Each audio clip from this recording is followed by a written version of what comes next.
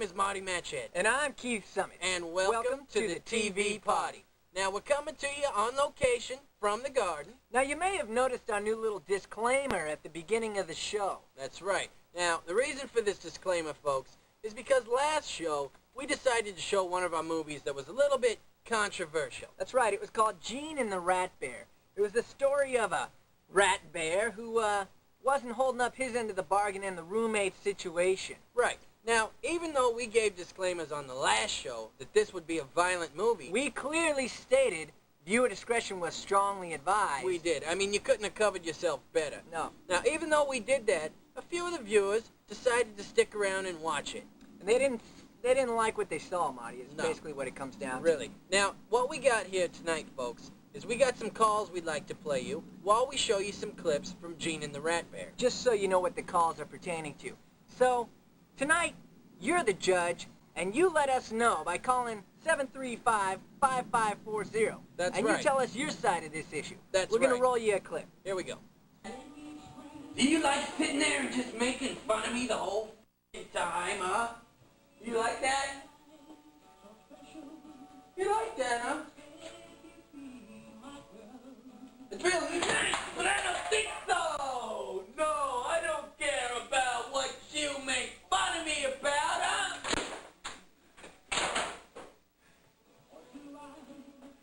You know, ever since you started staying around here, nobody comes by. I only get half the blow.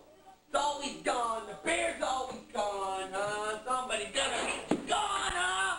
How about you? Hi, Keith. Hi, Marty. My name is Kathy, and I just watched your show, and I am so pissed.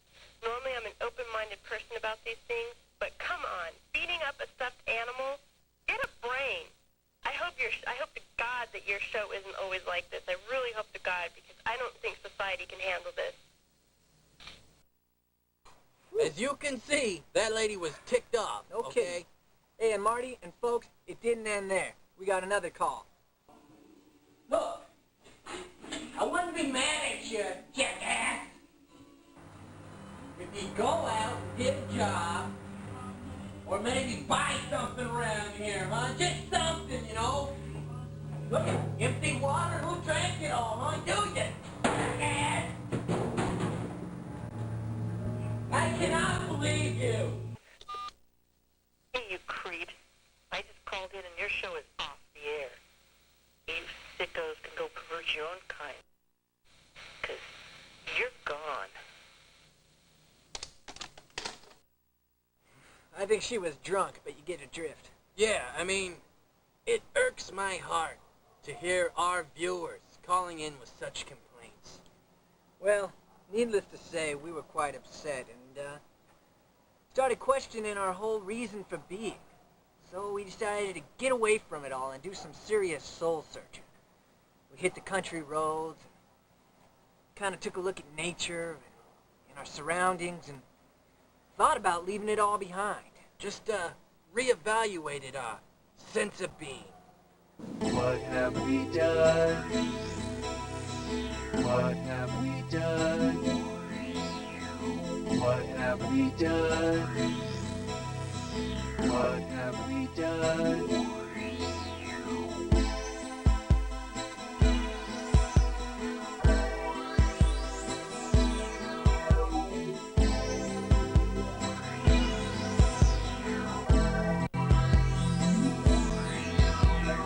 What have we done?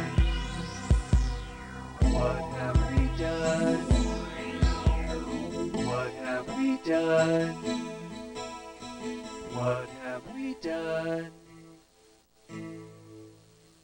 Were we really hurting society? Were we really doing the wrong thing?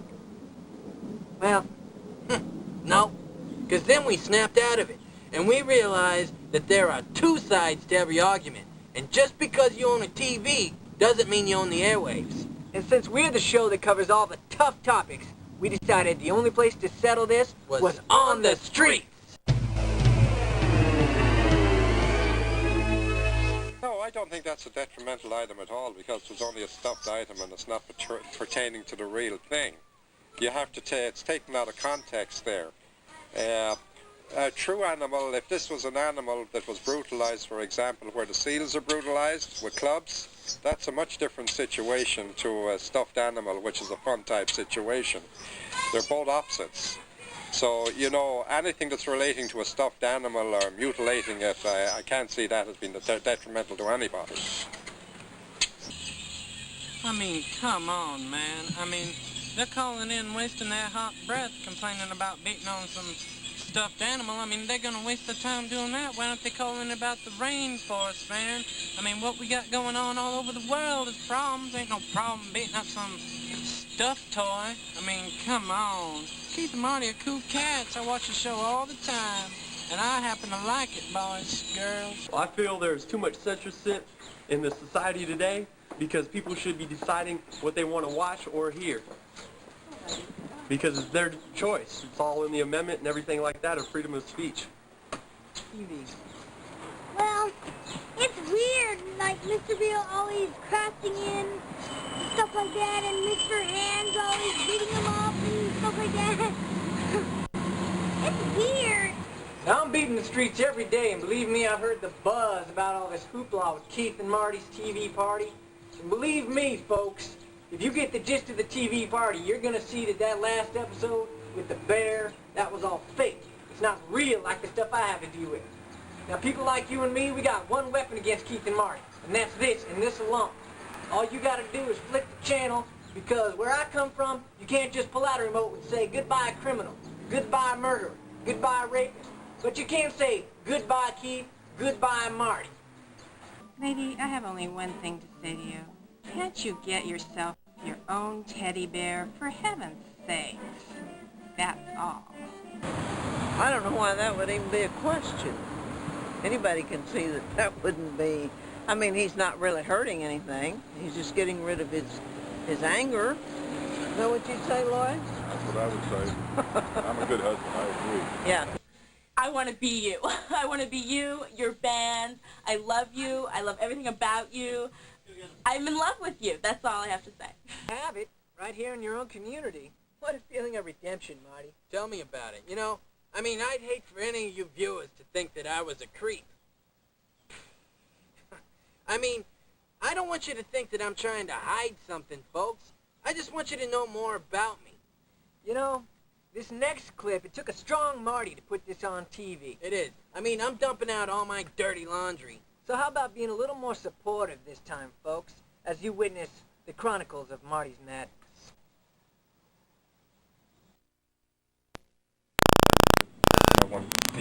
Dr. Slarski, here are the files from Marty Matchhead. Fantastic. You doubled the dosage just as I prescribed? Right here, and electroshock is right here. Splendid. Just as I wanted to see it. Dr. Strickland, I recommend that you not talk about anybody's reports. They're highly confidential. I understand. Besides, the doctors wouldn't want to know about the situation anyway. Got you. Thank you.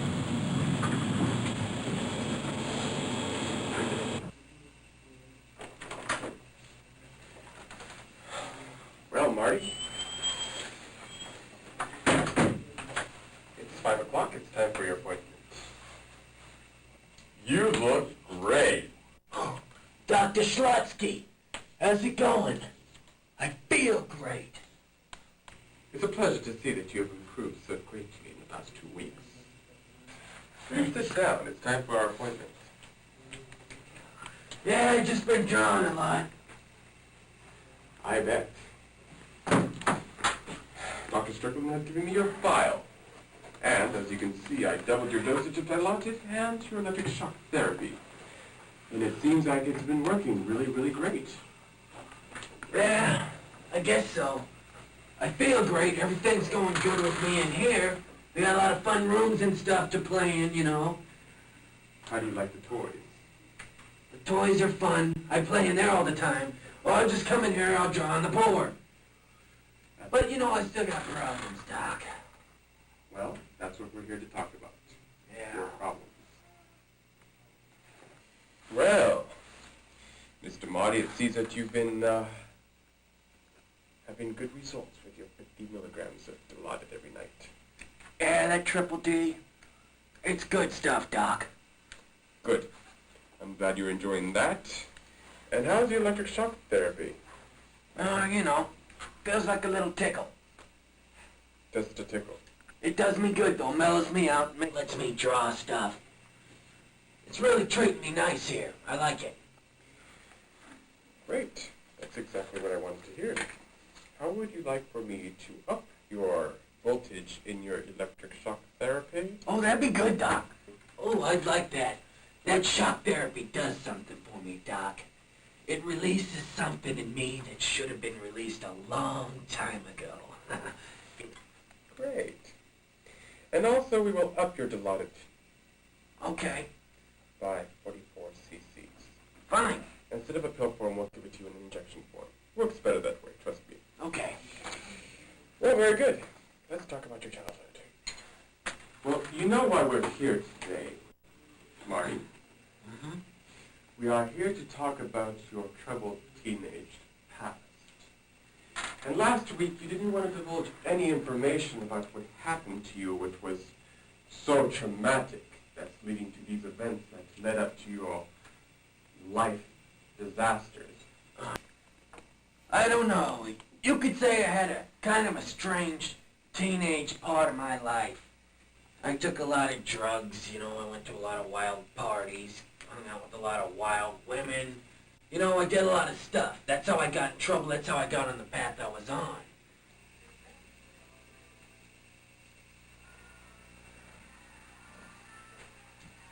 Hey, what's the journal now?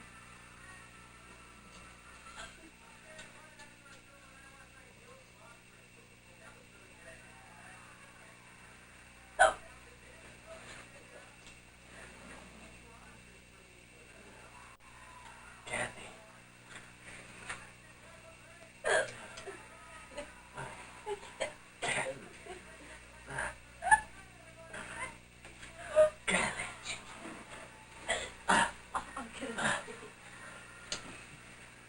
Kathy.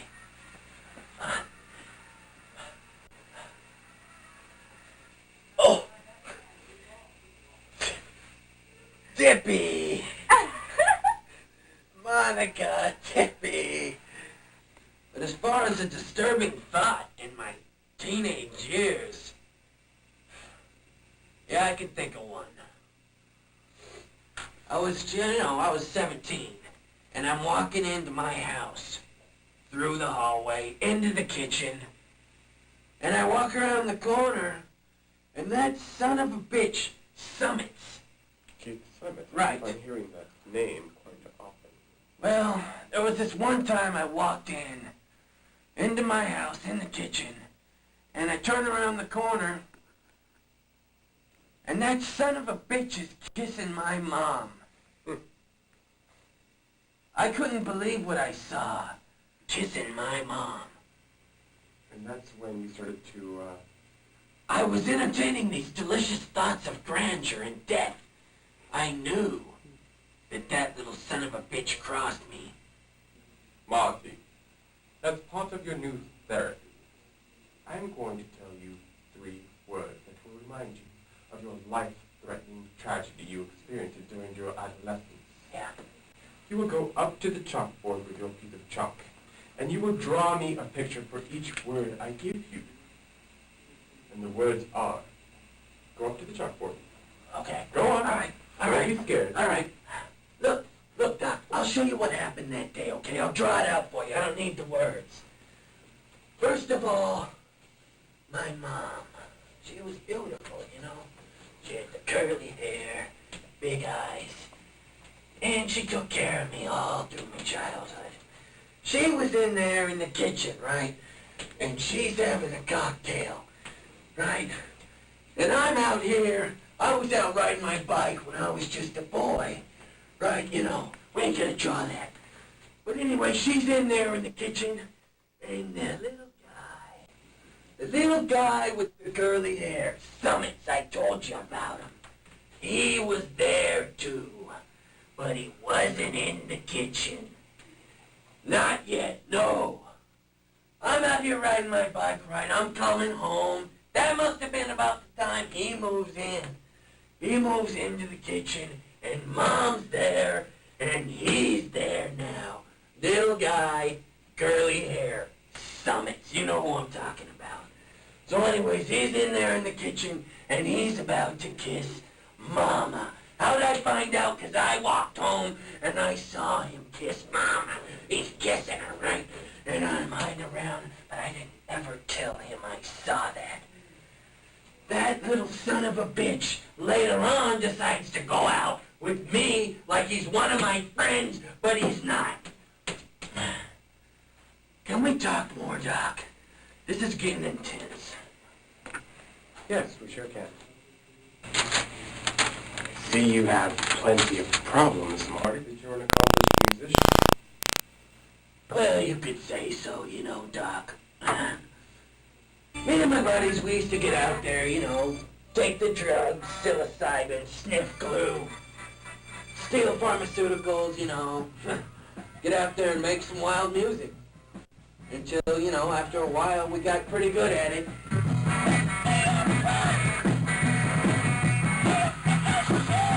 People liked us. And, you know, we started getting paid. We started making money, selling hit songs.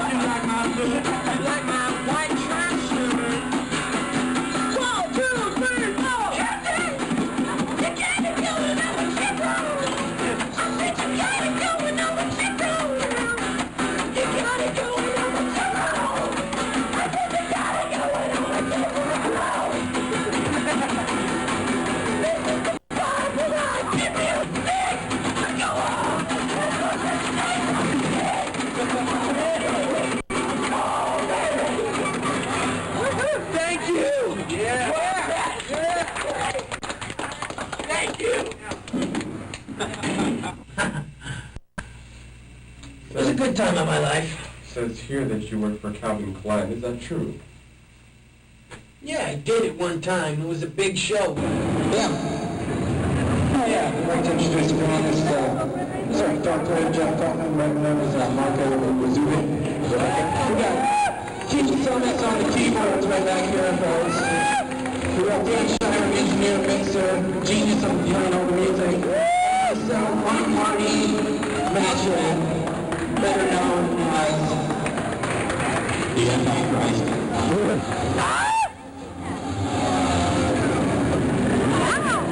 Another song. They seem to be in a state identical to that curious 20th century.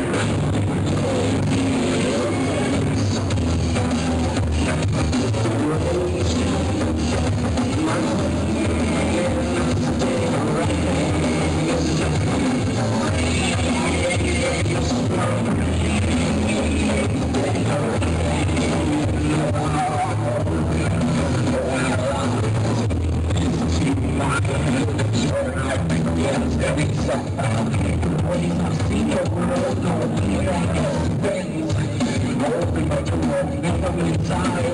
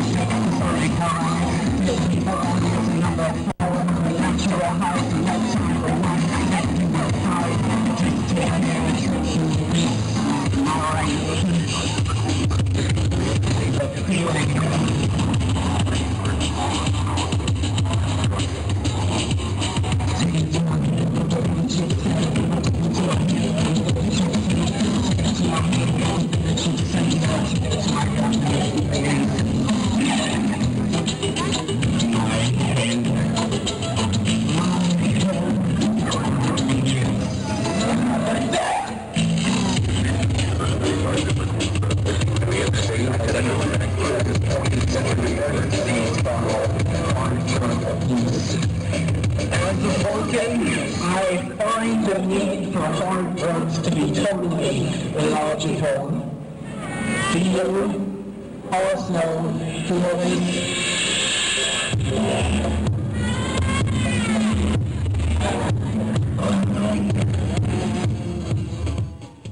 Hey, you guys out there ever notice how rock stars get all the chicks?